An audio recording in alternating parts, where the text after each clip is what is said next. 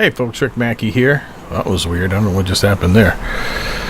Just wanted to come on tonight and kind of cover a topic that seems to be something that a lot of people are struggling with. It's this idea of having or holding this victim mindset, and what maybe are some of the things that we can do to combat that and to kind of break out of that infinite loop we find ourselves in sometimes, with the idea that we're a victim, that we're powerless, there's nothing that we can do.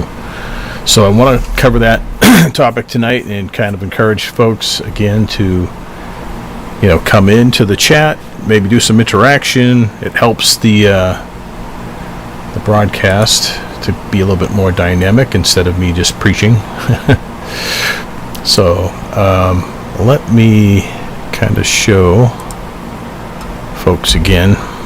If I look like I'm looking up, it's because my screen happens to be a little bit higher than the camera, so there's really no way to fix that currently. I'll probably get to a point where I can lower everything down and get the camera pointing just right, but for now this will have to do.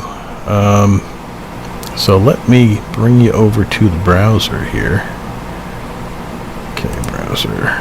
Alright, so why is that tab? Let's see. Oh, I see. Looks like that's kind of stuck. Hold on for just a second. Let me fix that. Oh. View audio window. Here we go.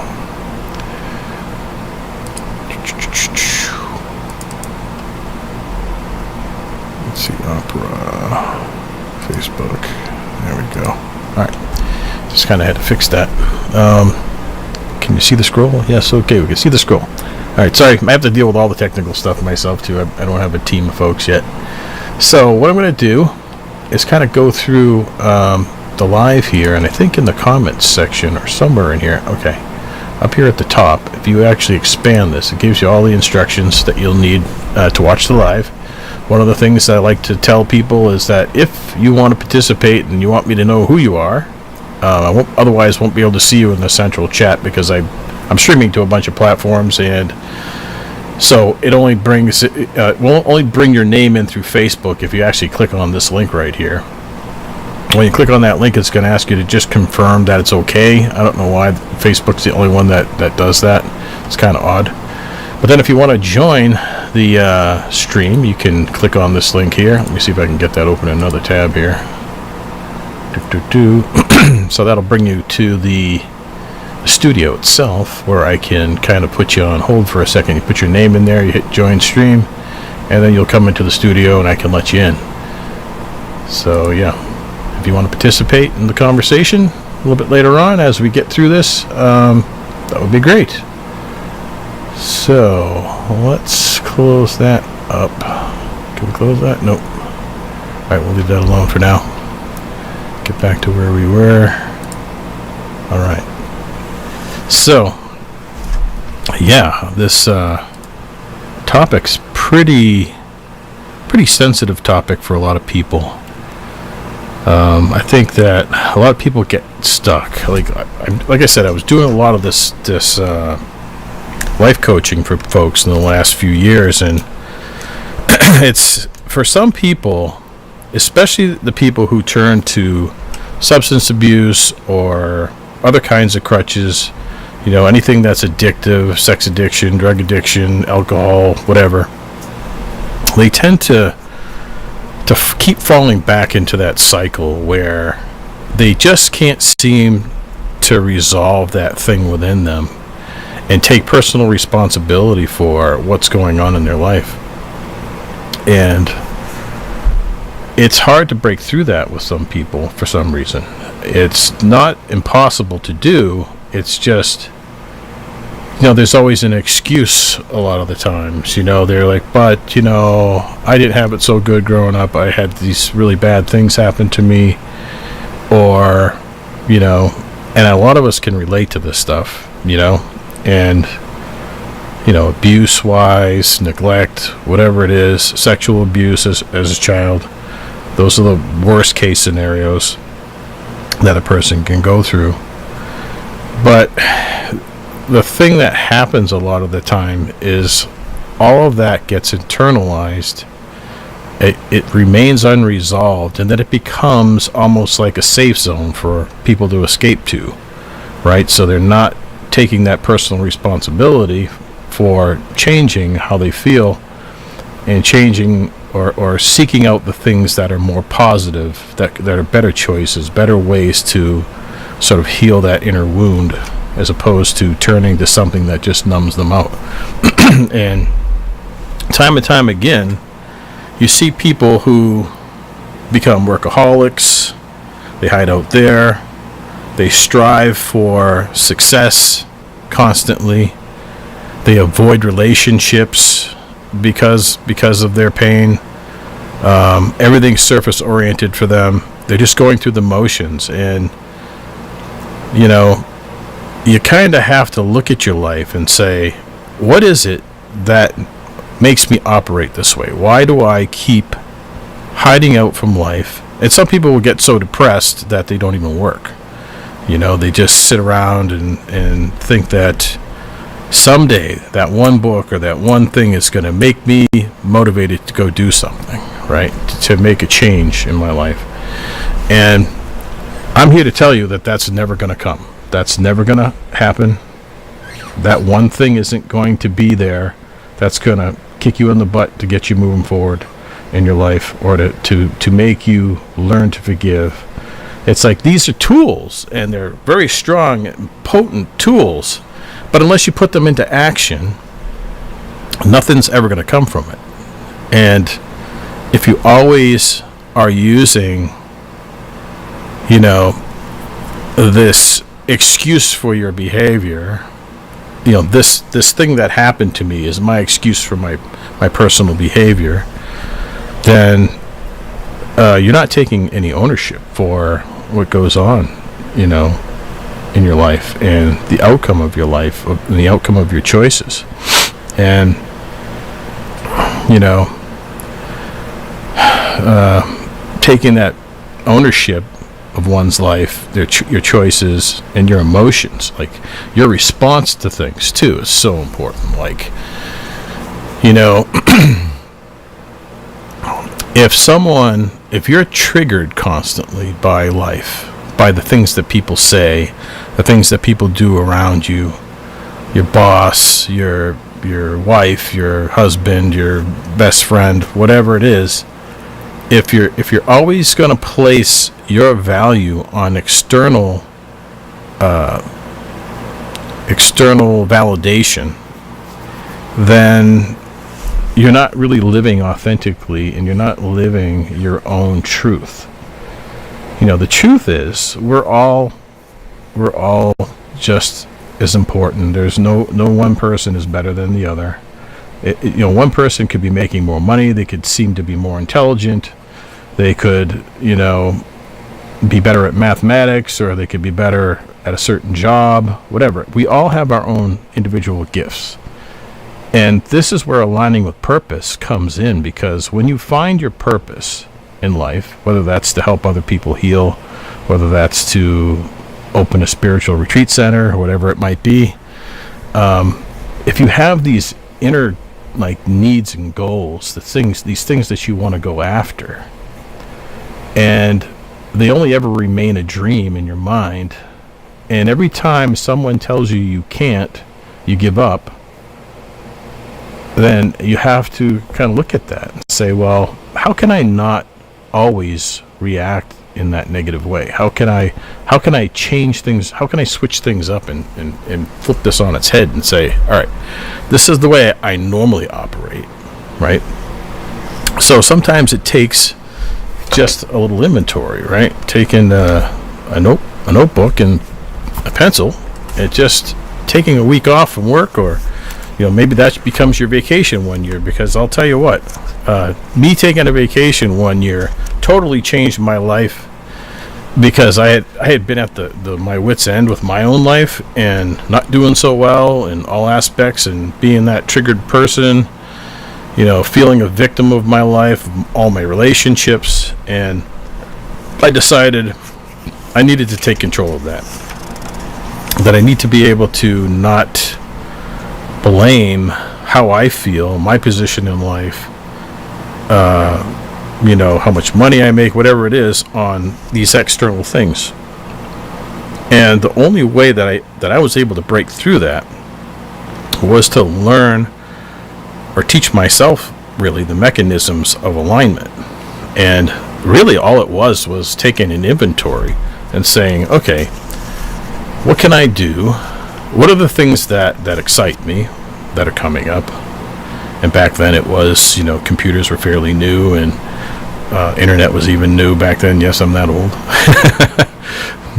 So, I got an interest in computers, graphics, creativity. These are all things that I had put in my inventory list.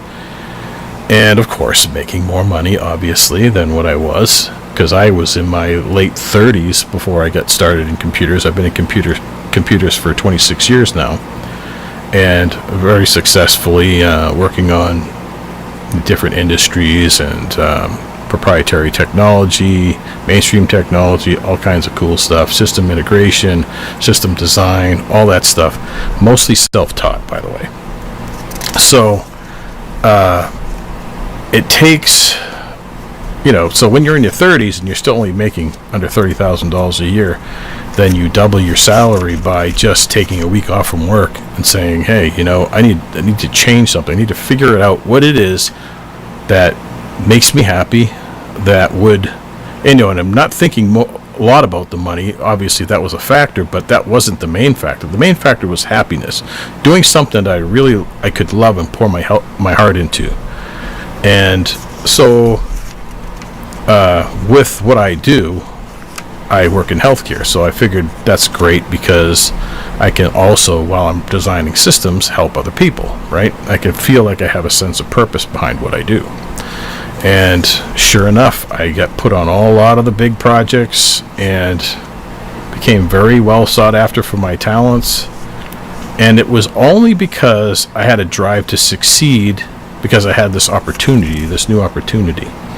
And it really was just because of just taking the time off and doing that inventory. So what I'm trying to say is everyone really should take a step back. If you're stuck in that loop of victim mindset, it's time to take a step back, look at your life, and say, am I on a path where I'm happy? What I do every single day, am I happy? Am I happy in my relationships? Am I happy with my education level? Am I happy with my job, my pay, whatever it is, because people say, well, you shouldn't make money the focus, but let's face it, we all need to, if you want to do things in this life, it takes resources, right? Anything that you do, it's going to take money, time, and resources, right? And it's going to take an investment. So, searching out a path that's going to allow you to increase your reward is also a motivator, right? But if that in and of itself is the only motivator, which a lot of people do, they choose careers when they're in college because, this career is going to make the most money. But they get in their career and they're miserable every single day. They go into a job, they feel like they're slaving away every single day. They hate what they do, but they're like, you know what? So what? I have the money. I can go do whatever I want. But then they're working so many hours to make that money that they don't really have time to enjoy the things that they have. I've seen this time and time again where the super rich people have all this stuff, but they only have a couple weeks out of the year where they can actually enjoy it. The rest of the time, they're just work all the time, And then there are other people who do it the right way, where they're finding ways to kind of leverage their wealth, whether through the stock market, through other businesses, entrepreneurship, whatever.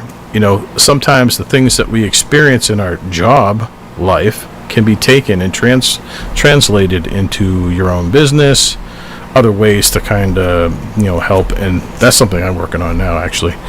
But point being, always to be seeking to better ourselves.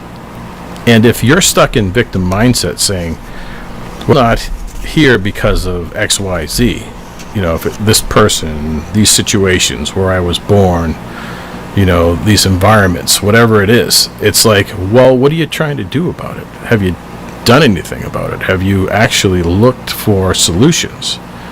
Have you reached out to somebody who maybe comes from where you were born, and how did they break out of it, right?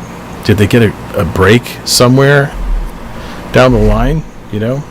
Maybe learn to network better and surround yourself with the successful people, the people who have already done what you want to do.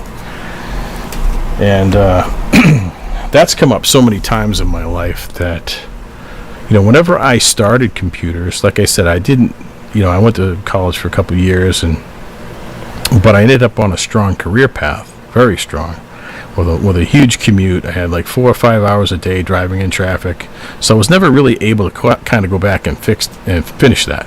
So my thing was always teaching myself, always learning from others, and seeking out the people that I knew that I would partner with in my job, in my career, to where I had opportunity to learn, grow, and master and become someone who operates at the highest levels and is in competition with people with PhDs and MIT grads, everything. Now they will seek out, and that's just through determination, not worrying about what other people think, just letting the work show for itself. And when you can block out all the noise and all the discouragement of life, you have a much bigger chance at success. And let me stop there and take a breath for a second and see if we got any folks in on the live. Let me just see, what is this doing? I'm always perplexed as to how this all works sometimes, because Facebook will sometimes make the video disappear. I don't know why it's doing that. Let me just see if I'm still live here. Yes, I am. Excellent. So, do we have any followers? Not yet, because Facebook, because of the stuff I've actually recorded in the past, like more political stuff that these social media companies like to block, you end up on a list where you're not actually getting as much of a reach anymore. So that's where I end up sometimes. So what I do is I'll go back and I'll process the video and do some reels off of it and upload those, and people will go back and look at those later. Promote them in other ways on other platforms. But anyway, so doing away with the victim mindset is so important. And let me switch to another point here.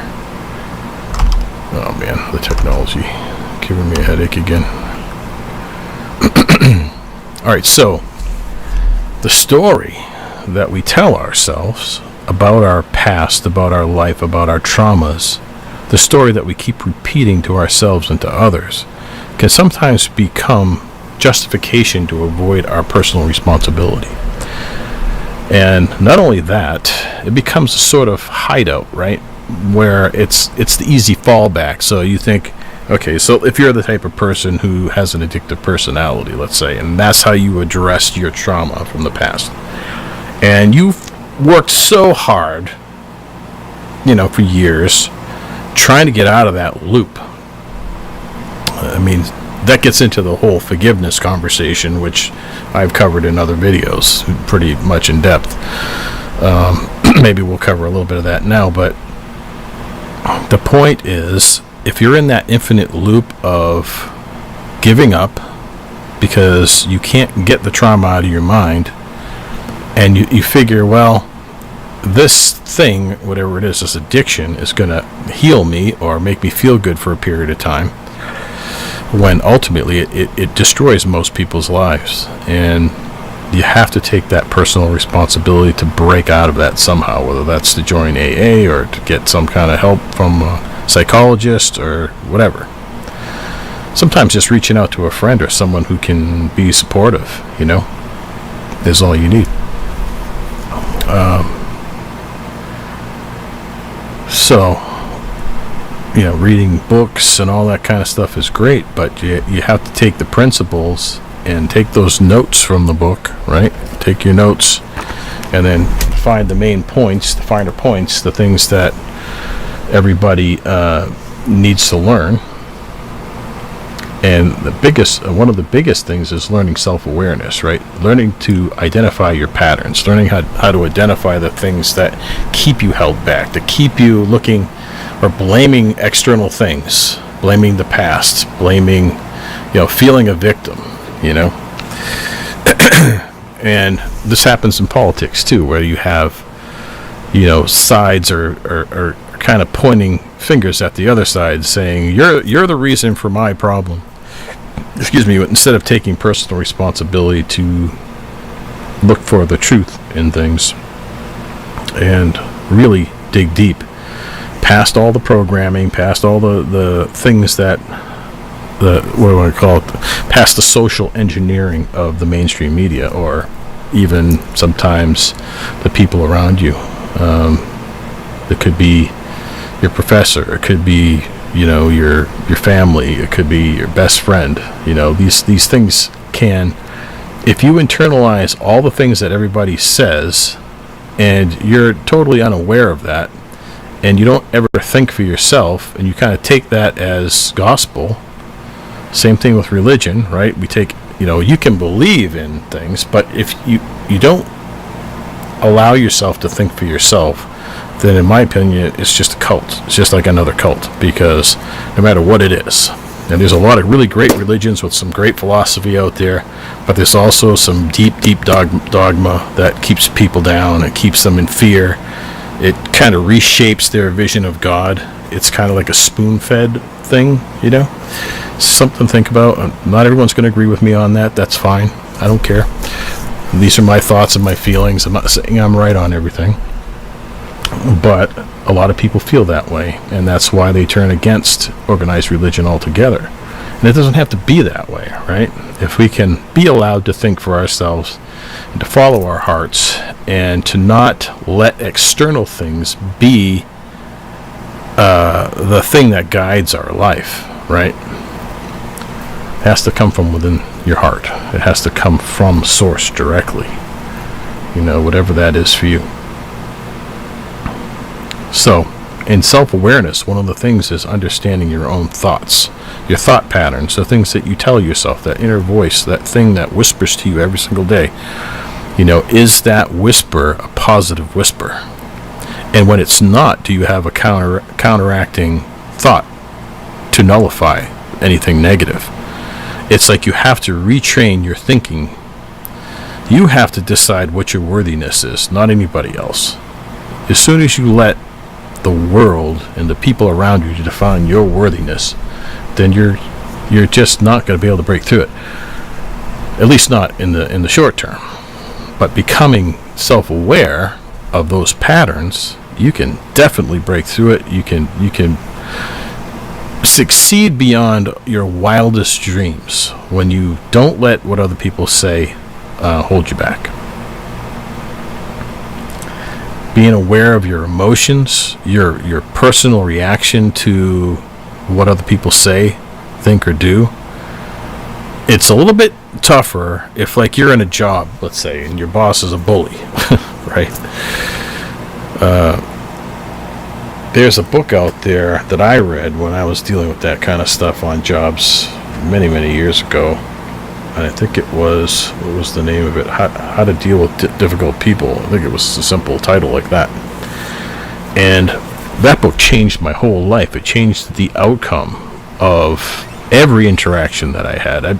I changed from this defensive, like, everything that people said to me that was negative, I took internally, and it would steam me so much, it would make me so upset and sad and, everything else.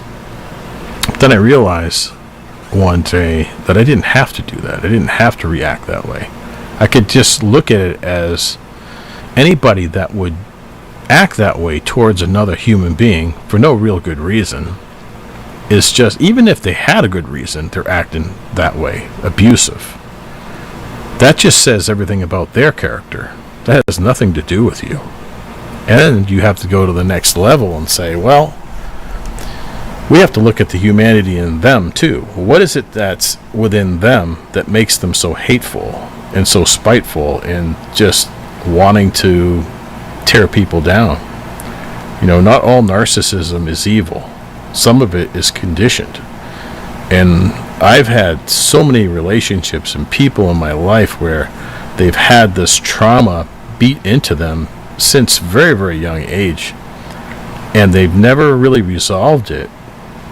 And they don't see that it is their own personal responsibility to address those things.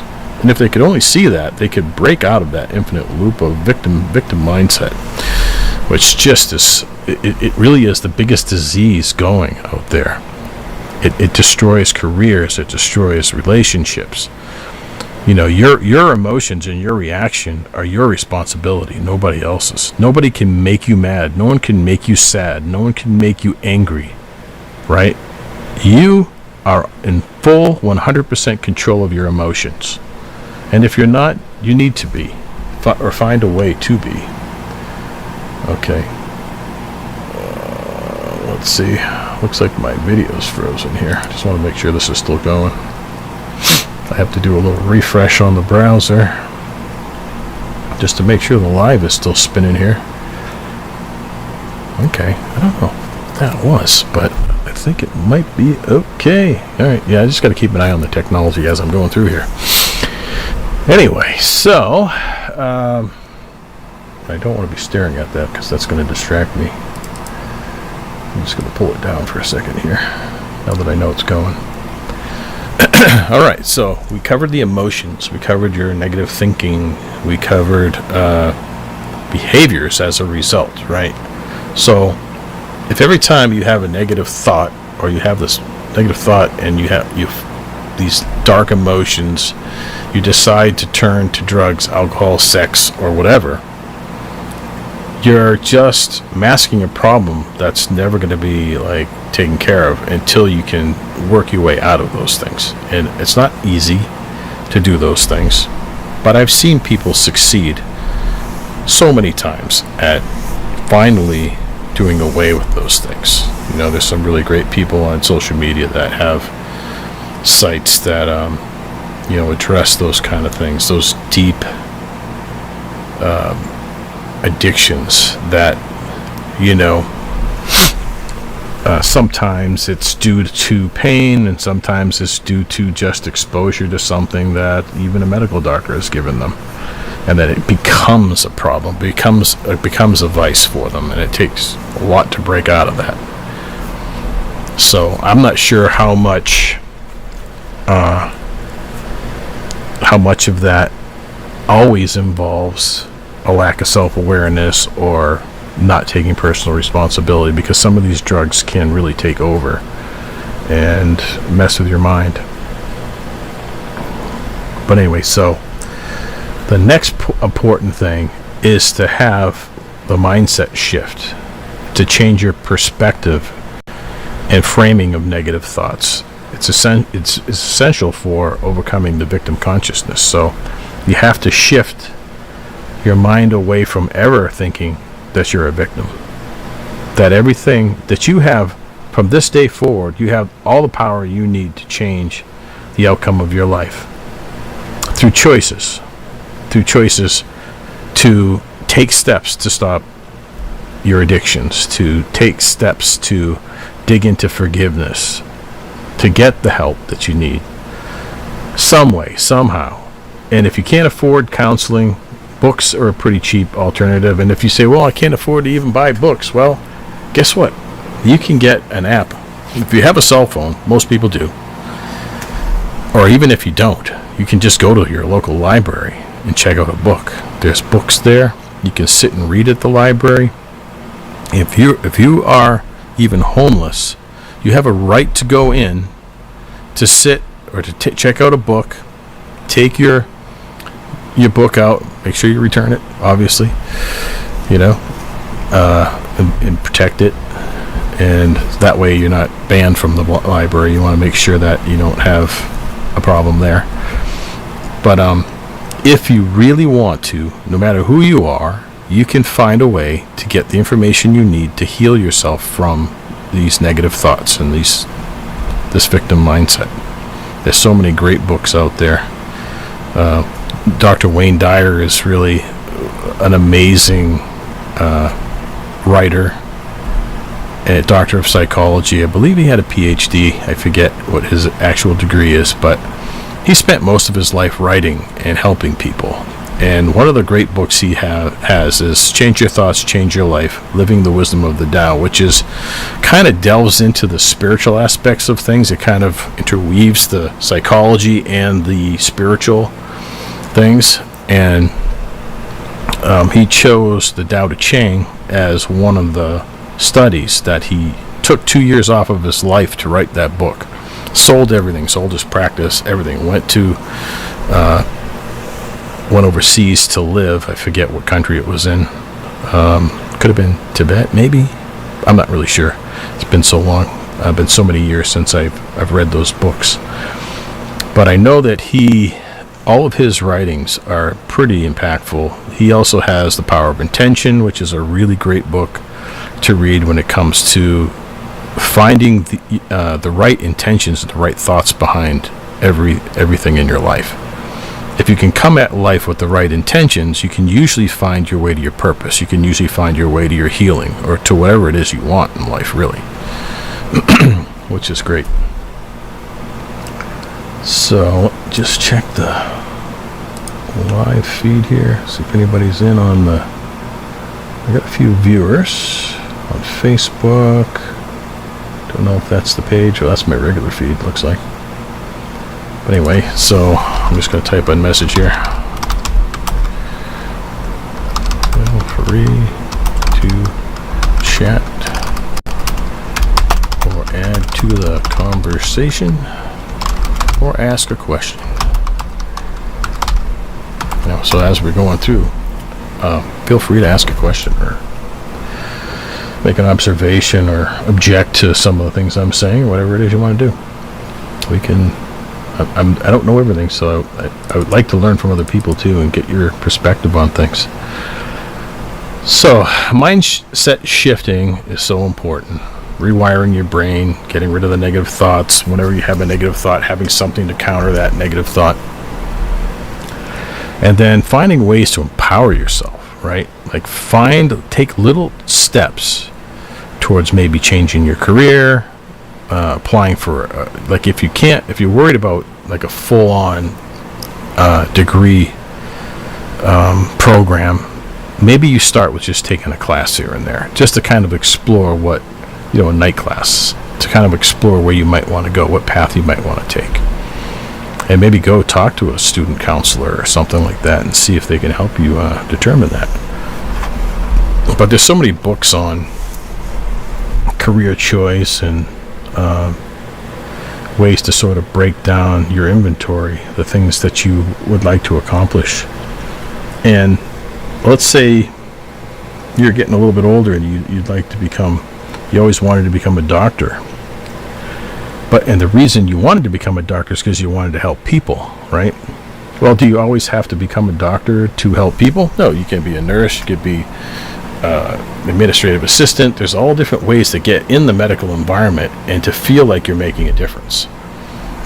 And it can be medicine, nursing homes, helping animals, whatever it is. Whatever is in your heart to do, there's always some avenue in. They used to always say when I was a kid, just go get your foot in the door, right? Go get your foot in the door of the career that you want to do. And opportunity opens up.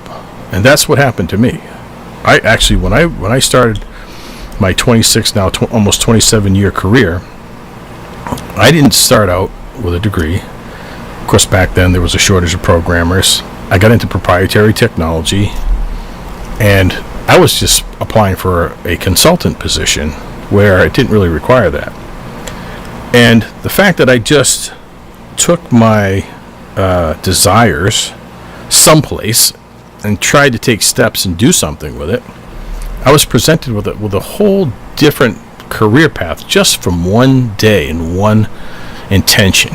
So what happened was, I got there for the interview, and they said, well, what is your ultimate, I was going to classes and doing all that stuff at night. They said, well, what's your ultimate goal? I said, well, my ultimate goal is to become a programmer. They said, really? I said, well, what we do here in this organization is we create a vendor application, but it's all proprietary technology. So if you can train yourself in the next couple of hours and then take maybe a 4 hour test, and if you pass that test, we'll hire you as a programmer instead. Are you up for the challenge? And I said, I was just like blown away by that offer, like that thought, even the thought of it, right? So of course I'm like freaking out. As soon as they told me what the program was or what to do, I went in. First thing I did was pray to God. I put my hands up and I said, please God, this is the break that I need. I really want to be on this path. I'm doing everything right. I'm going to school, doing everything I need to do. I'm working hard. I have long commutes. It's really, I needed the extra money in order to get to the next level I need to get. And I want this experience, and I really like the idea of being in healthcare. Sorry, my chair is all messed up here. So I took the training, which was like a couple hours. Read through the whole book. I figured out their technology to some degree, and then took the test. And sure enough, a week later, they call me up and say I'm hired. And from that day forward, I just kept learning. I would spend night after night, like up all night long. I was the last one to leave work every single night, trying to learn this, really master this technology, this proprietary area. And it didn't take me long to really work my way up, And it's like, I'm so proud of that. But at the same time, it took a lot of internal thinking. And not a ton, but it took me to take a break from life, to go really think about what I want, to put that intention out there, and then to take action on it, right? So that's how you cure the same things. Like if you have problems in your life with feeling a victim, you feel powerless, it's because you're letting life take your goals away from you. You're letting life cheapen your worth. You don't ever want to do that. You need to take charge of that. So that's where empowerment comes in, right? So you have to tap into that inner strength and your faith above all else. You gotta have some kind of faith, whatever that is. Have a faith in God, and know that every single person comes to this planet with a purpose, for a reason. Our challenges are there for us. They're not there. What do they say? Life happens for us. It doesn't happen to us. All of these negative things are there for us to learn from. You can either learn from them or you can be defeated by them. It's up to you. You get to choose every single moment, every single day, every single minute of the day, how you're going to react to things. It's entirely up to you. And then you have to hold yourself accountable for your actions. Because, if you're not going to do that, like build a pact with yourself, and that doesn't mean you're not going to slip up. That doesn't mean that when you slip up, you beat yourself up over it. That means you have the intention. You create these pacts with yourself on how you're going to try to heal things that aren't working in your life, or how you're going to get better at something. And then you take that and you start to take action. And you might have a bad day. You might be depressed that day and have a drink, or you might be depressed that day and pop a pill, or you might be depressed that day and go have sex to get it out of your system, whatever it is. Like, that doesn't mean, like, if you went for months without all that stuff and you were doing great and that happens, what happens sometimes for people is that you let that derail you for the whole rest, and you negate all the good that you've done up to that point. You don't ever want to do that to yourself. you want to try not, you want to try to keep the pacts you have with yourself, but you also have to let yourself be human. That we're all here to learn. We're not here to be perfect. And if you think you're perfect, then that you should be perfect, that's also self-defeating, So give yourself a break, let yourself be human.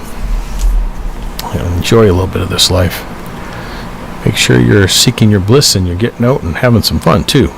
That you're not just all work and no play. And so a lot of this sounds like when I'm giving these tips and I'm talking about all this stuff, it's like people think, well, that's so much work, and it seems like an awful lot of rules and a lot of things to do, and I can't remember all this stuff.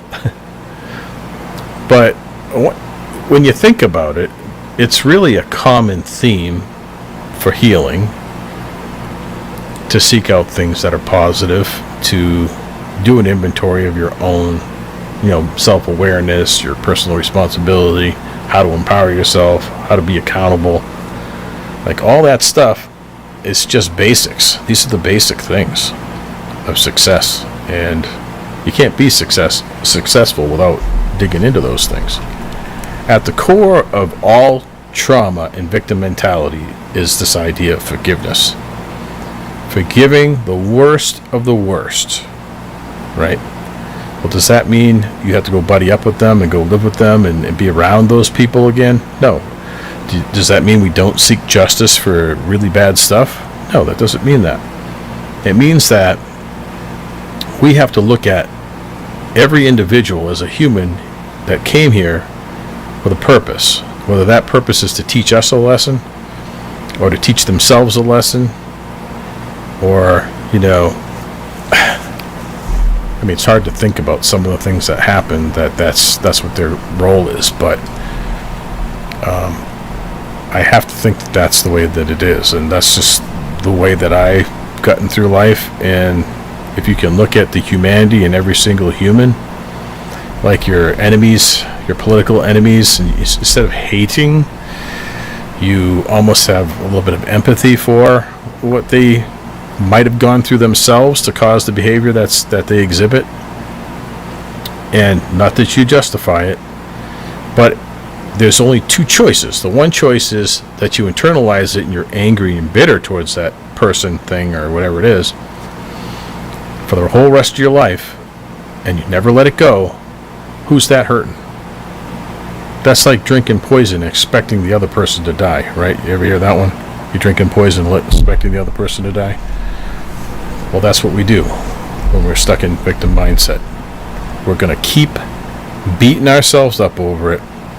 Keep saying, oh my gosh, instead of living in the present moment and thinking about, well, how can I heal that? How can I be an example for other people to show them how, if I can heal, they can heal. If I can heal from these horrible things that happened to me as a child, then, and I want to teach other people how to do that. And the way to that healing is through forgiveness, through true forgiveness. And letting go of the blame. You can't blame others or circumstances, for your lot in life. Even, I always used to say, like, even if I ended up homeless for whatever reason, you have a choice in that moment to turn to alcohol, drugs, self-loathing, defeat, being powerless, or you can seek out new employment. You can seek out help. You can get on the beaten path of healing whatever it is that got you to that point, And I'm also a firm believer in we get in life what we put out there. So if we go out into life with a point of service, this mindset of service and wanting to help others, then I think we get the help we need when it comes time. But if you're always defeated with the things that happen in your life and the things that people say, then you'll always be a defeatist. You'll always be that kind of person. So we want to break out of that mindset. We want to stop blaming others for our own problems and take personal responsibility for how we feel.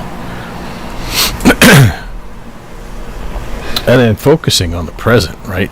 Being mindful and present every single moment is helpful in breaking out of this victim mindset too, because when you can be enjoying your day, even if you've got bills or the bills are piling up, your car's breaking down, whatever it is, and learn to trust that other people may come in and be willing to help. And I find that a lot of people who are in this victim mindset are relentlessly unwilling to let other people help them out of their own ego and pride. That is one thing that I've seen time and time again, that they just would rather completely destroy their lives than to ever ask anyone for help, than to ever just say, hey, can you maybe throw me $50 or $100 or whatever it is. It's like we're meant to help each other that way. We're all meant to do that. We can't give to everybody, right? But we can take our moments and say, here's a moment where I can give $5 to that homeless person. Here's a moment. I don't care where the money goes. I really don't. Because again, it's about your intention.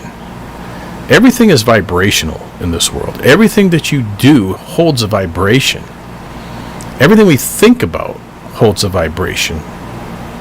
And all of that we put out there comes back to us. At first, I didn't believe that necessarily.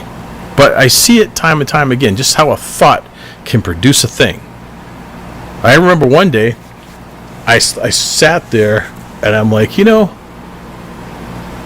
I said, I just, for whatever reason, decided I'm getting a raise today. I'm getting a raise. I deserve a raise. I'm going to put that out there in the universe and see what happens. And I really believed I was getting a raise. And wouldn't you know, I get to work. My boss sends me an email. My boss and myself, he says, we decided you've been doing such a really good job. We decided we want to give you a raise. And I'm like, holy crap. What are the chances of that happening? Right? Holy moly. Because I believed it. Because I believed I was getting that raise, it happened.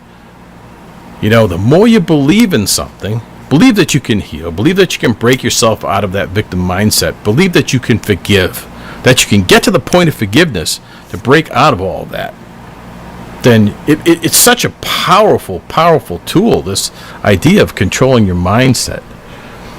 And, stop blaming everything on everything else and take responsibility for how you feel.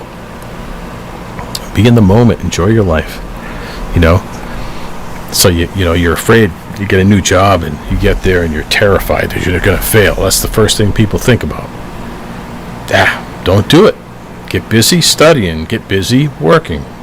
Take your step by step, day by day. Do what you can do. Know that whatever's meant to be will be meant to be. The more you align with your purpose, the more success you'll have. The more you have the right mindset, the more success you'll have. The more that you stop dropping into the fear mindset, fear about what's going to happen in the future, fear about what's going to happen in the past, what happened in the past. The more you break out of that and you're just living in the present moment, but yet planning for your future. Planning for the future has nothing to do about worrying about the future. Planning for the future and worrying about the future are two entirely different things, right? Anybody have that? Has anyone else made that distinction yet? Because a lot of people don't make that distinction. They think, well, if I'm supposed to be a mindful person and just living in the moment, the current moment, I should not be thinking about the future at all. Well, that's not very mindful, is it? Right? You're almost like you want to enjoy the moment, but that doesn't mean you don't plan for the future, that you don't plan for your finances, or you don't try to create that buffer that keeps you safe in life. That's okay to do.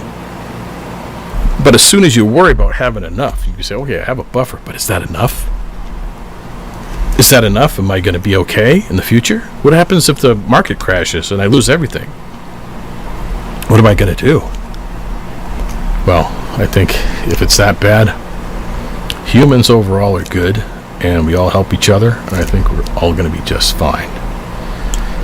Maybe there will be some bad things that happen, but I honestly think people, if you could just realize we all come here with a purpose, we all come here with a plan, that our experiences, good and bad, we've mostly decided to go through most of the things. Not that we don't get taken off our path, or that other people's manifestations don't bother us through cause and effect, but for the majority of your life, you have all the power and control over what happens in your life. And I honestly believe that. And success isn't amount of money. It isn't having the best relationship with a opposite sex or whatever sex you choose, right? It's not about those things. It's about how you feel about yourself. That's where the success comes. And are you aligning with your purpose? That's where the success comes from. And if your purpose is to, have a lower paying job and whatever it is, and you're happy doing that, and it's like it gives you everything that you need, and you're truly happy with it, then that's what you do, and you're a successful person. You may be more successful than this guy who's a CEO of a major corporation. All those people are miserable. They're not happy. They got money. They got titles. They have sort of what do I want to say? It helps to build their ego in a lot of ways, and they gain some kind of sort of artificial power over this idea of being in control, when if you actually sat and dug in and observed a lot of these people, they're really not happy. They're no different than anybody else. The people who are making millions and billions of dollars a year are really not all that different. It depends on how they gained their wealth. If they gained their wealth the hard way and they kind of work their way up and they learn how to build wealth and they're teaching other people and they're sharing their wealth, those are the kind of people you want to align with. Those are the great ones, right? They're the ones that teach us all how to challenge ourselves, how to challenge ourselves to be better and to break out of that victim mindset. Okay, Doc, what's next here?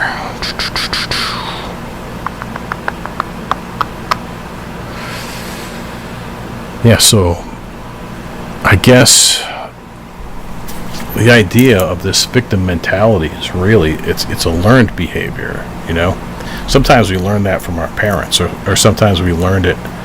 Yeah, and sometimes it is just that. It's like you grew up with a family with that same victim mindset, that scarcity mindset, that fearful mindset that could be brought on by religion, could be brought on by finances, can be brought on by negative self-image, whatever it is. You witnessed that growing up, right? So it becomes this learned behavior, this thing that you attach to because that's all you ever knew. That's all you ever witnessed. You never really saw anything different, So let me, I'm not seeing anything in the chat here, but let me just see if there's anything on the Facebook chat. Yeah, okay, there is some stuff here. So, folks, I would encourage you to definitely press that. Let me just get up here, show you again. If we go, because I won't be able to see, because I've got so many social media things. If I don't get the central feed coming in, I don't even know people are making comments. So let me just kind of show you this one more time while I got your attention here.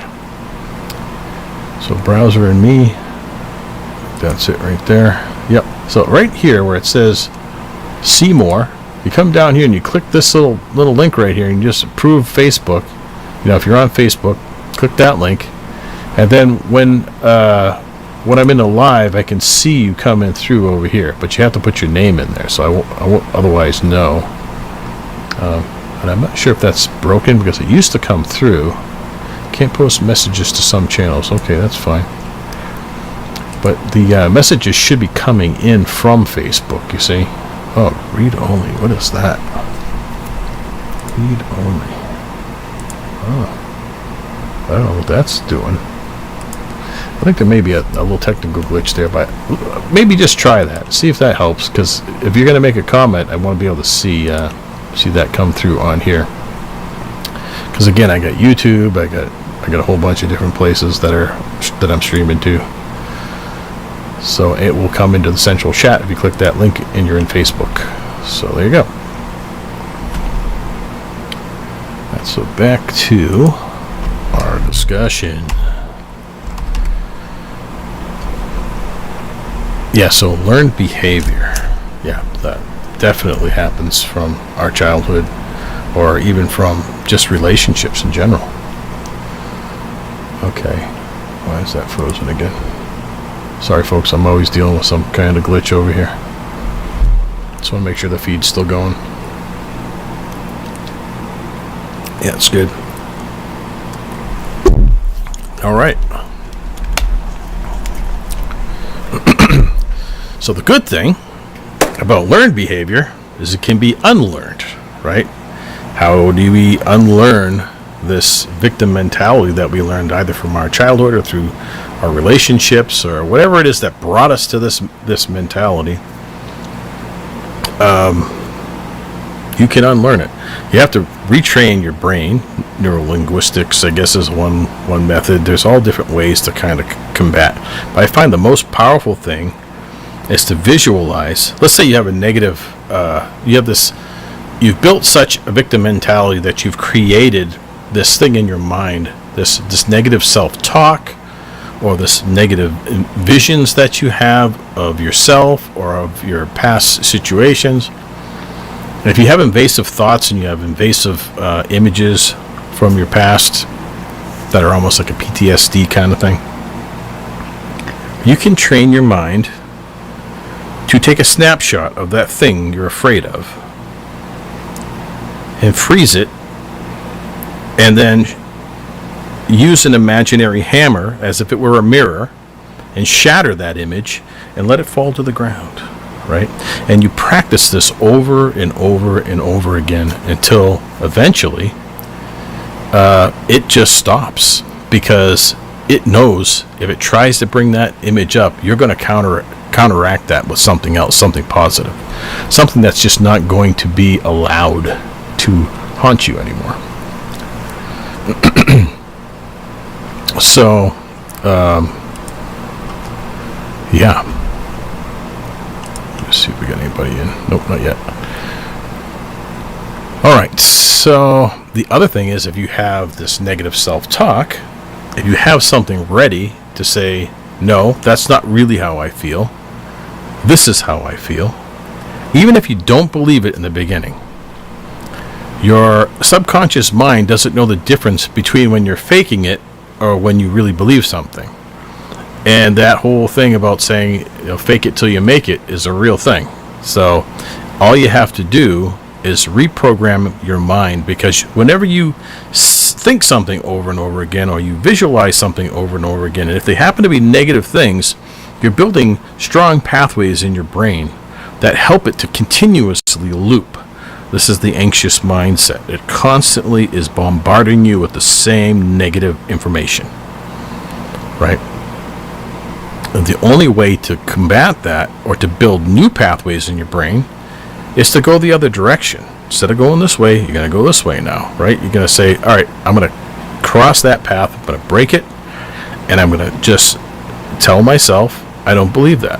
I don't believe what people say. I don't believe anything but how I feel about myself, which is nothing but good. I love myself. I'm a good person. Whatever it is, build yourself up, And every time something negative comes up, even if you have to write it down, again, a Post-it note on a wall that says, if you're in a workstation at work, you're in a cube or something like that, you write it down, you put it on a Post-it note, you stick it up around you. So when this thought comes in, I'm going to say that, right? If it's too embarrassing, then just do it at home. But you can put those on the mirror, around your mirror in the morning. You can memorize them, recite them every morning, and say, I'm a good person. I'm beautiful, I'm successful, I'm happy, like all these positive affirmations that you might need, you know. Or you can just let that negative programming run over and over and over in your mind when you don't even make an attempt to try and combat it. And that's where people get stuck. They just let their minds run away. And, you know,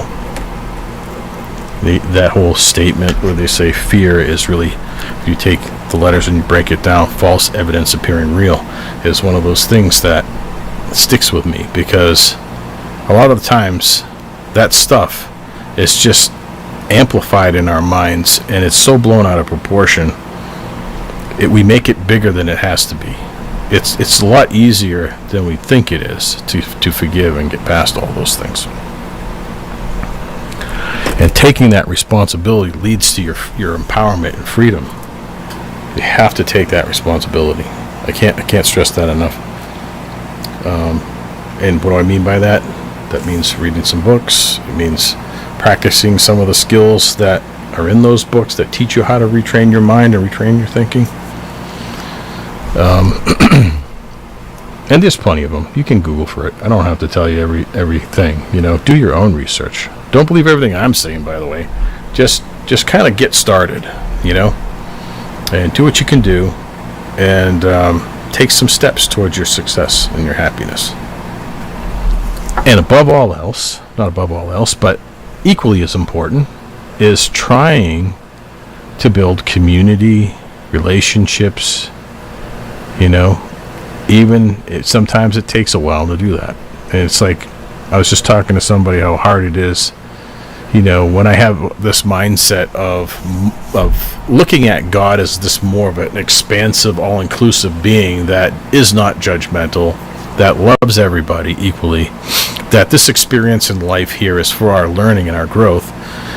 But religion tends to divide us a lot, right? So we end up where this guy's right, that guy's right, everybody thinks they're right, but ultimately they're all right. Everyone has at the core of their good religions, not the negative ones, the good ones, this core philosophy that is indisputable, that everybody realizes there's a great way to live and there's a negative way to live. You're either going to be abusive, but a lot of things that get wrapped up in religion are these control structures, things that man put into place. And if you study the history of any religion, you'll realize there's been manipulation. Okay, it's like any story that's told over time. It gets modified, it gets manipulated. But at the core, if you just focus on the core of the message, you can really be successful. So, seeking religion for relationships and community isn't really a bad thing. It can be a really good thing for people. For me, I prefer to be seeking out, you know, yoga, meditation, things that fall in line more with Buddhism, because I like the Buddhist philosophy and the Buddhist way of life, and the all-inclusiveness of that, and the oneness of that. And it doesn't judge your religion. It doesn't even take into account any of those things. It just focuses on the core philosophy and how to live a good, positive, loving life. So, seeking out mindfulness and meditation practices is a great way to kind of connect with your source, to connect with your inner self, to kind of help to resolve some of those things. So, I took 6-week courses on how to meditate. You would think, well, I mean, meditation, how hard can that be, right? Well, I got to tell you, there's some people out there that there's all different ways to meditate. Not everyone meditates the same way. Some people, their idea of meditating is walking in the woods, right? Going on a hike to a waterfall or something. That's their form of meditation. And that's fine. You know, that's one way to do it. Then other people have to sit. And they have to sit in silence so they can quiet their minds, so they can kind of connect with that infinite oneness in a different way. And then other people need to have like a guided meditation where they're sitting down and someone else is walking them through the process of being self-aware of their breathing, being self-aware of their body and how they feel in that moment, and kind of taking their mind off of the chatter, if you will, so that your mind can eventually quiet down, because you're distracting the person. You're giving them the mind, body, and spirit connection when you're in that meditative state. And there's a lot of ways to learn how to meditate where it will be tailored to how you are best able to connect with Source. So that can be so much fun. It can be an amazing discovery to figure out how to connect with yourself and your Source. So yeah. Okay, so I'm just gonna. It looks like folks don't see the way to click on that link, but let me just say hi to some folks here on directly in the chat on Facebook, but I really don't know why that's not coming through. I think there may be a problem with it in the feed. So at least the video's going through, which is great. Anyway, where was I? Yeah, so along with the mindfulness and the meditation comes the journaling aspect, or the self-reflection. So you think about mindfulness and meditation as a way to kind of put all thought out of your mind for a moment and let Source speak to you. Let the other worldly realm, or your higher consciousness, or the unified field, or whatever it is you want to call it, let that guide you. But when you wake up from your meditation, the chatter comes back.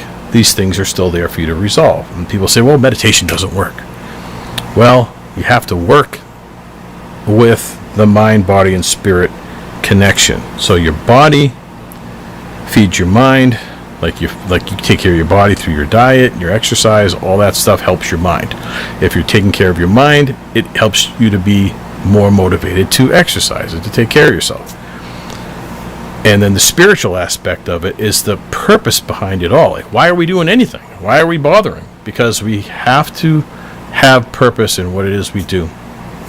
And the way you figure that out is to start journaling, writing your feelings down. The diary is probably one of the greatest inventions that humans have ever come up with, you know. And a lot of people don't want to put down their personal things, but there's ways you can get a safe, for God's sakes, and put your stuff in your safe like you would hide a gun. And you don't have to worry about anybody seeing it. When you're all done with it and you've figured things out, you can go ahead and burn it. You don't even need to keep it if you don't want to. You know, if you're not the kind of person who cares, it'd be best if you just got to a point where you didn't care what other people think if they saw your journal or whatever it is, you know. Unless you got incriminating evidence you're putting in there, that's a whole other thing. But we all deserve healing no matter what's happened in life. So, journaling, yes, journaling, your diary, self-reflection, thinking about the things that you're writing down, looking for patterns in your journal that will point to areas that you need to focus and dig into. So, yeah, it's a combination of allowing at times to be in your meditative state, letting God speak to you, Source, whatever, and then doing your work, because then you have to not just be on your knees your whole life or just sitting in meditation. You have to then accomplish something. You have to resolve those things that are lying within you that create the victim mindset. And then reframing negative self-talk is key, because I can't really emphasize enough how important it is to turn that around, to have something at the ready to combat anything negative you tell yourself. You say, oh, you're stupid, or you're such an idiot, or whatever it is you tell yourself. Like, just get rid of that talk. Call yourself on it when you're doing that. Say, no, that's not the way. That's not the right vibe, man. That's not the right vibe. That's not what we want in our lives. You just don't allow it. And, don't let that happen. And then you need to sometimes, like, people who have a victim mindset become people pleasers oftentimes, and they sacrifice almost everything in their lives because they want to feel loved, because they want the reciprocation of something, but they go about it the wrong way. They try too much to give and give and give, and then they get frustrated and again get back into the victim mindset. Well, here I am giving and no one's giving back. It's like, what's wrong with me?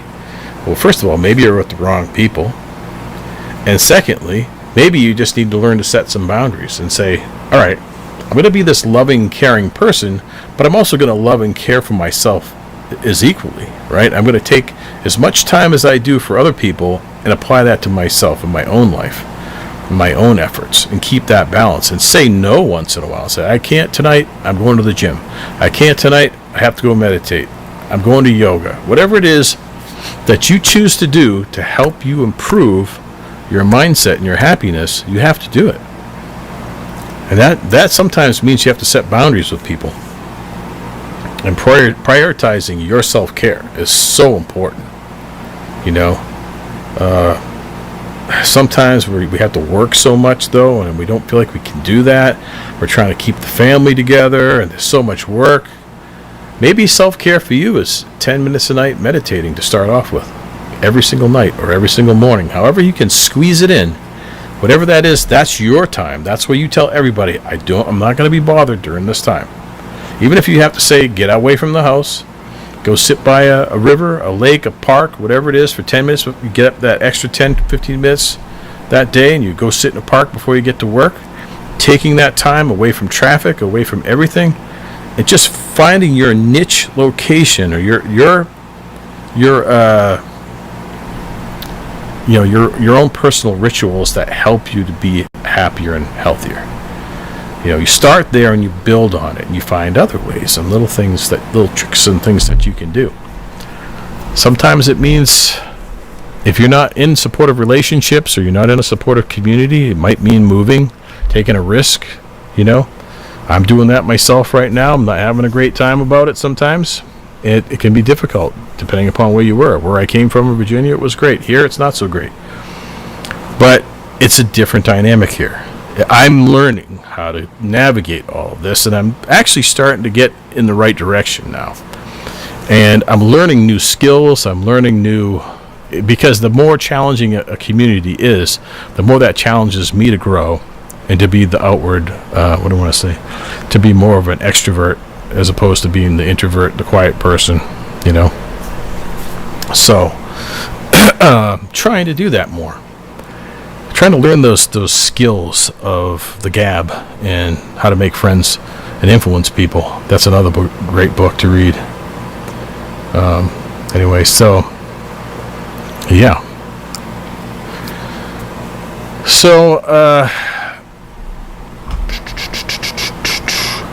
So Susan Adams Sanner in the chat, which I can't really see, I can't show folks, has said, if you don't let it go, it will kill you from the inside. So that's absolutely true. If you're letting this victim mindset sit within your heart forever and ever, and you never try to do anything about it, it will actually eventually. People die from broken hearts. People die from broken hearts every single day. And it's a sad thing to witness, right? We can look at all these bad things that are happening in the world and think about, oh my God, the evil ones are taking over the world and it's just going to be this horrible place. Well, guess what? There's more good people in the world than there is bad people.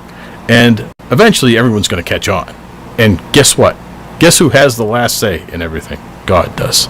So this is where faith comes in. Faith is so important to know God is watching. The Spirit wants us to thrive. We're meant to thrive on this planet. We're meant to love one another, take care of one another. But if we weren't met with challenges, we would have no reason to even seek that out, because we'd all just be in our little rooms playing our phones or our little video games and not doing anything. We have to be met with adversity in life in order to grow. So don't look at your victim feelings as like this wall you can't break through. It's there to teach you something. You just have to look at it that way. It's so important. Okay, and then, so I don't know how long we've been going here. Let me just see about how long we're at. We're at an hour and 16, so maybe we could go a little bit longer here. I have so many things I can talk about on the subject. It's unbelievable. But yeah. So if you have any comments, throw them in. Okay. Yeah. Okay. So Leah wrote. Let's see. Hold on a second. Rhonda Lee. She put a comment in there. It says, "Sounds like me. I have trouble putting myself out there for new friends." So yeah, that's a tough thing, right? So it's hard for everyone really to do that. And I mean, some people just have the personality where they seem like they can make friends everywhere. But a lot of those overly, I want to say, overly gabby people, they make a lot of contacts, but they don't really make a lot of deep connections with people. There a lot of those people have a lot of friends, so-called friends, but they're more acquaintances, right? So it's like you want to take your time and spend it wisely, thinking about aligning with your purpose, finding the environments that can support your mentality and your happiness moving forward. Let's say you're into horses or something like that, and you don't have a job doing that necessarily, but you have the opportunity to volunteer and help out or something like that, or to even get involved in any way that you can, on the weekends, nights, whatever it is.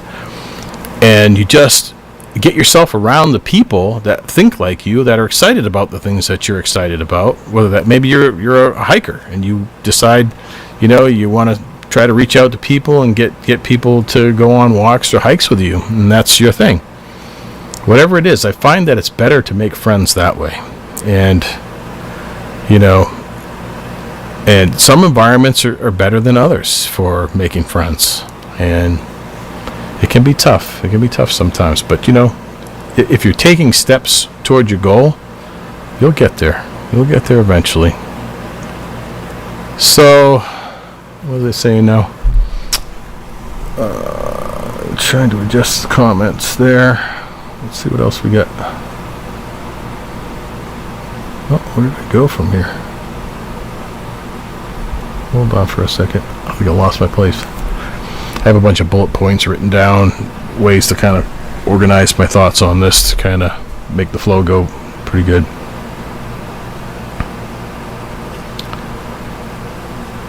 But I feel like I've lost my place here. Something happened. Do.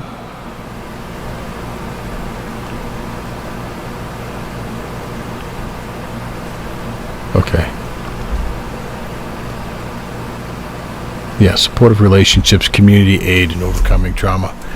Yeah, so yeah, again, it's just finding the right people to surround yourself with. It helps you overcome the trauma, and sometimes that means going to support groups and dealing with those deep things that you need to forgive, and the forgiveness is key. Because if we don't forgive, we don't trust anybody, right? We don't even trust this idea of making friends or even dating or whatever it is. Like, we're so afraid to live that we never do. We can never get ourselves into that point, right? We have to take risks in life. I mean, you want to make calculated risks and be smart about the decisions you make, but at the same time, don't get yourself so fearful that you're locked up in your house and you're not doing anything. Get yourself out there. Go bowling. Do something. Just get around people that you doing things that you like to do, whatever it is. Golfing or driving range, or there's all kinds of things to do. Kayaking, singing, karaoke, whatever happens to be. So we talked about the mindfulness and meditation practices. We talked about journaling, reframing negative self-talk, seeking supportive therapy. So, I find that when you're seeking therapy, you want to make sure that you do your due diligence, because not every therapist is good, not every mechanic is good, right? So you kind of want to do your homework, look at ratings, and make sure you get good people to help you. And even if you have to wait an extra 3 months to get the right person, you're better off doing that than you are to waste 30 days. What was that?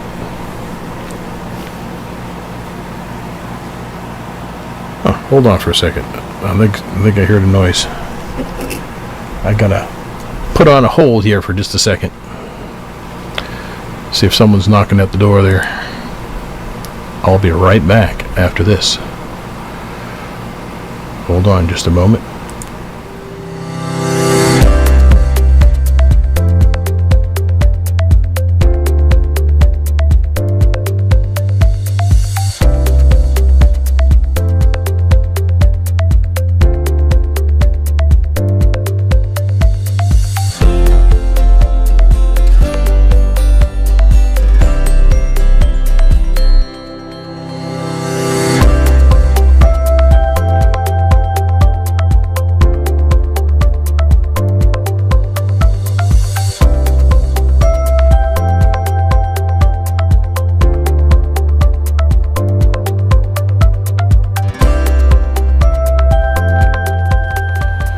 I think that could have been just a little bit of lightning or thunder or something like that. So, anyway, so we're back. Sorry about that. Just wasn't sure what that was. Anyway, so, so we're talking about therapy and trying to find the right therapist or trying to find the right program. Sometimes if you can't afford all that or you don't have the insurance, you just find the right books. There's a lot of things, a lot of resources you can get. Again, you can just go to the library, or they even have those apps for your library where you can download audiobooks. If you don't like reading, you can just listen on your way to work, or in your leisure time, you can just be sitting back and learning and growing. I do that a lot, actually, or have done over the years. I've read so many books that way through audio tape. I actually do better that way than I am to try and set my eyes on a book. I actually do better auditory learning. So find your way of learning. And,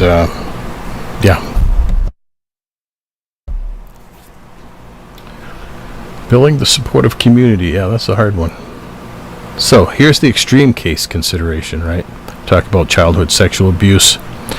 Requires specialized therapy and support. And that cannot be understated. That is something that you definitely want. In everything that I'm saying here, I've studied from psychology and different things, and the worst case scenarios are something like, early childhood sexual abuse. It's very, very, very important to get the right help in order to get to the point of forgiveness, to get to that point of really healing. But you have to be careful about not over-medicating yourself, because a lot of that stuff that they do in the mainstream, I feel, in my personal opinion, can drown out your ability to really feel anything or to feel through something and to actually resolve it. So a lot of the counselors now they have a different mindset where they're kind of like working more with the cognitive behavioral therapy and trying to steer a little bit less aggressively towards a lot of medications. So you want to kind of be with somebody that understands the balance there with that stuff. PTSD and trauma are always a part of that. And PTSD, it's like you fought a war years ago, and it sticks with you. It plays over and over in your mind. There could be guilt and shame and all kinds of stuff that you have to address that's just been there for years that you've never, ever, ever done anything with, So it's important to really dig into those things. And again, they're the best of the best of the best write books. I always tell people, you want the best therapy? It's great to go and talk to somebody, but if you can't afford it, you can always get their books. And if you can't afford it, talking to somebody for a while, for however long you can afford it, it can really be helpful, just to kind of outwardly speak it, to another human being. Because a lot of times people that have gone through something that abusive have never talked about it. And it leads to some really, really bad, it can lead to some really, really bad things when you let it fester inside.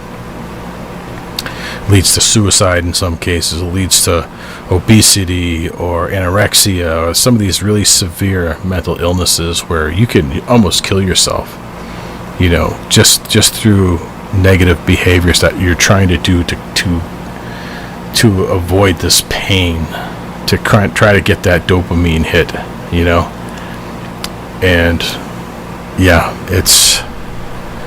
it can be very scary.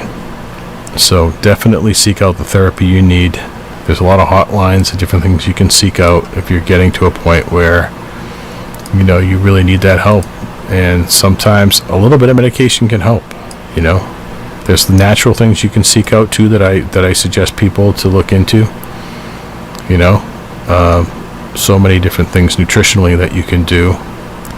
Exercise in and of itself is a great way to battle things that that help to keep anxieties down and depression. You can fight schizophrenia with they fought schizophrenia. They've actually cured people with schizophrenia with cardiovascular exercise, believe it or not. That's actually a very common way to reset your chemistry in some way. I don't think science understands that. They just know that was the outcome of the study, is that they were able to cure a lot of people with just pretty heavy cardiovascular exercise. There's some correlation between exercise and mental fitness as well. So some of the recommended resources: The Body That Keeps the Score by Bessel van der Kolk, Trauma and Recovery. That's The Body That Keeps the Score. That's supposed to be a really good one. So in other words, like the body can express, in so many ways. If your body's not healthy, a lot of times what's behind that is trauma, things that you're holding. If your body tends to be has a lot of inflammation, has a lot of pain, a lot of just things are out of whack in general, a lot of times you get trauma behind that needs to be healed. And then another book would be Healing Developmental Trauma by Lawrence Heller and Aline Lapierre. That's developmental trauma. So people that have like learning disabilities, different things because of their past traumas, things like that. Complex PTSD, From Surviving to Thriving by Peter Walker. That's a good one. Complex PTSD again. So there's a lot of really great books and great writers out there that have covered all these topics, these things that you can delve into to heal yourself. But it takes some effort. It takes first of all recognizing you have this issue with not being able to heal, or not being able to get out of the victim mindset, not being able to sort of take responsibility. These books and this information is a way for you to get there. It's a way for you to just get started. And again, if you don't want to read, you can get audiobooks on Amazon, or you can get audiobooks right at your local library. Check them out for free. Many of the books are there for free. Not all of them, but if there isn't one, there's one that's comparable, usually.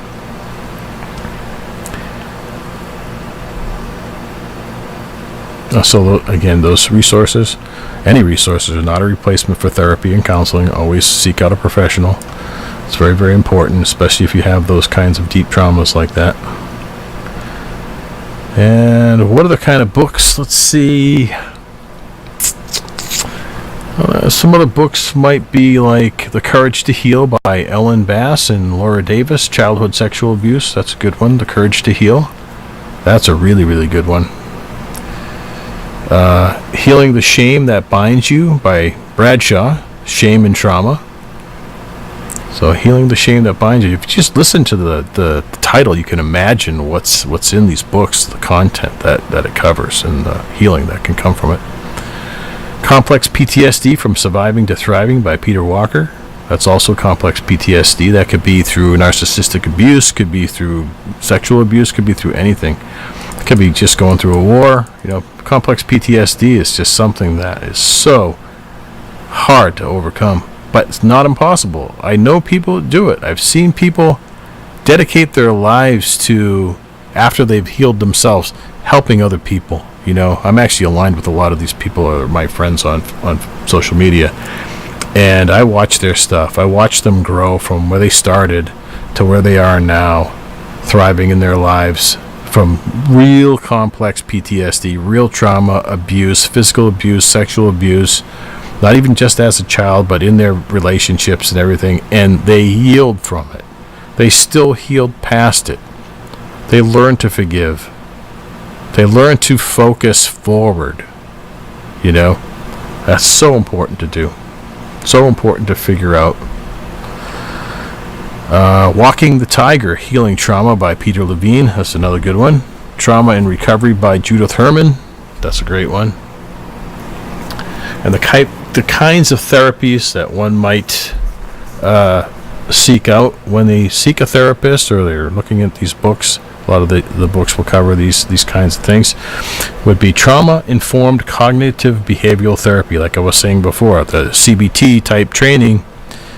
You know, whether you've had severe trauma or not, cognitive behavioral therapy is such a great tool. I mean, it helped me in so many ways through situations that I went through that are unbelievable. You know, it didn't involve sexual abuse or anything like that, but I've been through some stuff, like I fought a war, okay, in my life. And for many, many years, I had to put up with abuse. I mean, at levels you can't imagine. Excuse me. So cognitive behavioral therapy is one of those things that really helps people to kind of be in the moment, learn how to heal. It ties in with spiritual stuff sometimes, ties in with meditation, self-care. Then there's eye movement desensitization and reprocessing. So I think that has to do with, I'm not really that well versed in that, but I know that's something that people who've experienced a lot of trauma have, like a hyper alert eye movement and just a nervous system. There's a way to desensitize yourself to that and reprocess and retrain for a calmer mindset when it comes to eye movement and those things. So I think that's what that has to do. I'm not really well versed in that, so I'm not going to pretend that I know a lot about that, but that is one of the recommended therapies for trauma. Somatic experiencing is another. Dialectic behavior therapy. Mindfulness-based stress reduction. That's a big one, right? So we can almost surmise a lot of those. So there's hotlines and things you can look for online. Child abuse hotlines, rape and abuse hotlines, domestic violence, trauma centers, psychology, all kinds of cool stuff. I mean, there's a lot of resources that you can find that are national organizations that can help you find local resources and local things that you don't have to do all the work yourself. They're out there. They're already spending the money on it. You might as well use it. So, support groups like Survivors of Incest Anonymous, SIA, Adult Survivors of Child Abuse, ASCA, National Alliance of Mental Illness, NAMI, local trauma support groups, right? So they're going to lead you. These groups, again, they're going to lead you to the local stuff, so you can figure out where those support groups are. And I have a member of my family, my sister, who's really good at seeking out those things for other people. She tends to be that kind of empathic person who sees a problem, digs in, finds the resources, finds the best programs to turn people around. Like they're just almost at the end of their life, suicidal. And she just has a knack for finding the right things locally. It's like, find a person like that, that can really kind of help you navigate all of that. But if you're seeking out and you're just doing the simple Google search for things that you went through, and look for support groups that are international or national, national, not international, but national, at the national level, they usually will have connections to almost every state. And within the state, they can at least get you to the right department and then have you, and they help you a lot. They already have a plan for pointing people in the right direction. So, again, seek professionals for your trauma. Establish a network of trusted friends, family, and support groups if you can. If you can't, then you might, have to try a little bit harder with meetup groups or other things like that. AA or whatever these organizations they might point you to. Practice self-care. Prioritize physical, emotional well-being. The mind-body-spirit connection, so important. Be patient and compassionate with yourself throughout the healing process. You can't beat yourself up if you make a mistake, like I said before. If you fall back and you end up, falling off the wagon or doing something wrong, or just, you're just giving up for a day, don't let that defeat you totally. Just get back on the line with that one friend. Sometimes you can even just make a friend with somebody online that you can talk to, and you end up calling them, and I can't tell you how many times that's happened to me, where people have called me and later on they're telling me, if it wasn't for that call, I might not be here today. That kind of feels good, but it's like it takes you to reach out first, because nobody's going to know you're having a problem unless you're willing to put the ego aside for a moment and say, you know what, I need help. I need the help to get past this idea of being a victim and just not being happy with my life, not having any direction. So that concludes tonight's video, and I hope you found some nuggets in there that you can take with you. And if there's anything that folks want to add or they want to throw in the chat, that would be great. Let me just kind of go over that real quick, see if there's anything in there.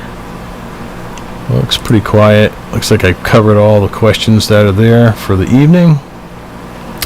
And so we'll see you next time with another great topic, and maybe we'll dig a little bit deeper on some of the bullet points that we covered tonight in another session.